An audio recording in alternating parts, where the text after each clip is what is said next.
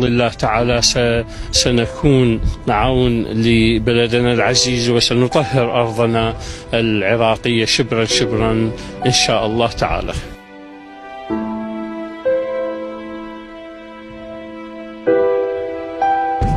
قائد من قادة المقاومة وبطلا من أبطال الجهاد ومقاتل عنيد من مقاتلي الحشد الشعبي، الشهيد أبو طه الناصري، الشهيد البطل اللي ما عاف جنوده أيام المعركة وما رجع للخلفي أو تهاون أو انطب جنوده. حتى بالمعركة اللي صارت بعين الحصان وجوا يكسرون الساتر، هو كان أول الشهداء اللي استشهدوا بالهجوم من جاحش. من شافهم وجوا يعبرون ويدخلون للنقطة كان يتصدى لهم قبل الجنود.